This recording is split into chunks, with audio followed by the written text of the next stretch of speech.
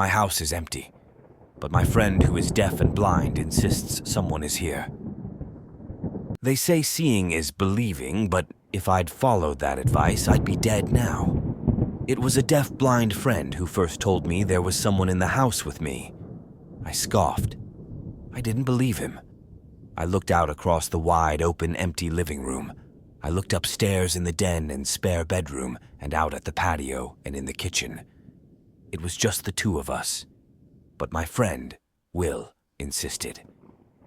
While he was sitting on the base of the stairs, tracing his fingers along the ornate, sculpted banister, I went upstairs to grab something from the den. He felt another set of footsteps on the stairs after mine, following me up. He told me afterward in sign language when we sat down at the table for tea. Then he asked me who else was here. I chuckled, my fingers tickling his leg in laughter, and told him he must have imagined it. But he claimed he could smell them. When I asked him to describe the smell, he said it smelled bad, a sort of garbage smell, someone who needed a bath or hung out in the trash. Maybe my trash needed to go out, I said, and insisted it was just us. Are you sure? He and I were supposed to be working on the script for a game we were developing together, but he interrupted my suggestions to exclaim, "There! Do you smell it?" I didn't smell a thing, nor did I see anyone in the living room with us. Does your nose actually work, or is it just a decoration on your face? Will burst, exasperated. When I dropped him off back at his apartment later after we'd finished our work together, as he was getting out of the car, he warned me again that I definitely have another person hiding somewhere in my home. His hands described the field to me, 2 fingers of his right hand walking up my arm toward my shoulder, 2 fingers of his left following behind, softer. Then he tapped his hand along my arm, showing me the feel of the vibration. First heavier, more solid, my steps, and then lighter, but still palpable, the second set of steps following mine and vibrating the wooden stairs. I patted his arm in affirmation and told him I'd search the house when I got home. "Be careful," he said, his signing emphatically slow, and gave my arm a final squeeze before tapping his way to the front of his building with his white cane. As soon as I got home, I searched the house, but I couldn't imagine where an intruder might conceal themselves. It was a cozy house, 2 levels with small square footage. The rent was suspiciously low, but I chalked that up to the lack of AC, creaky pipes, and age of the place. I looked under the sink, in the closets, in the cupboards, in the spare bedroom. I even bought a camera and set it up, but all I captured overnight was myself sleepwalking.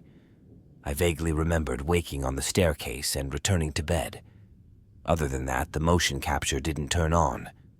According to the video, I was alone in my house. Still, the next morning I couldn't stop thinking about what he'd said. It said that if you lose one sense, your others become sharper to compensate. But what if the reverse is also true? Was my reliance on my eyes causing my brain to shut out my other senses? What if I tried closing my eyes? It seemed silly. Even so, on a whim, that evening, I went around the house wearing a blindfold. I was feeling my way through the kitchen, filling a glass with water from the sink when I felt the presence of someone. I couldn't pinpoint why. I just had the sense of not being alone. The hairs on my neck rose, and suddenly I was absolutely certain someone was coming up behind me. I snatched off my blindfold. Just me. Still, the feeling lingered for a moment, those goosebumps persisting on my arms. I put the blindfold back on and puttered around in the kitchen for a while.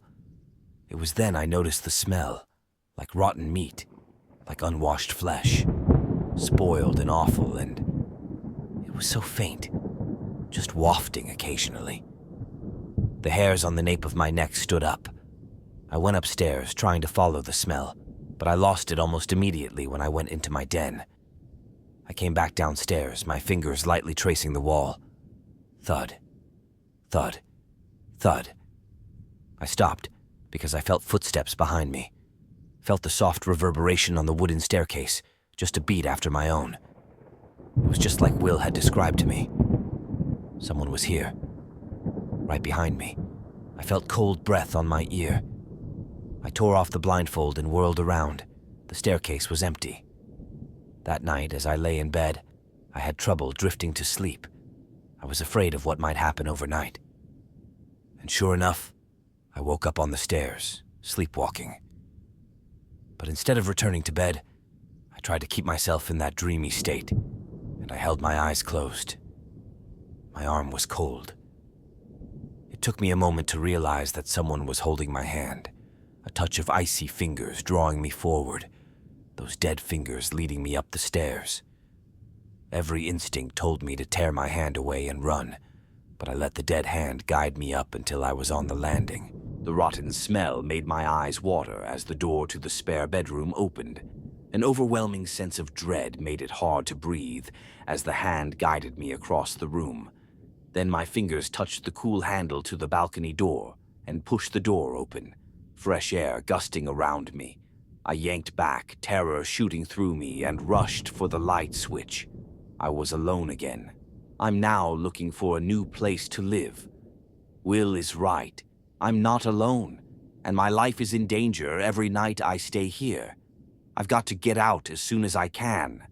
But my budget is tight and housing is scarce in this area. So until I find a place, I've installed a bolt on the balcony doors and moved a heavy bookcase in front of them, and I've locked that spare bedroom. You see, I did some research and found out that the tenant who lived here before me died by hanging himself from the balcony of the upstairs bedroom. Before him, there was an old woman who lived here with her daughter, and the daughter was also found hanging. In fact, I don't know how many people before me have died here, seemingly by taking their own lives.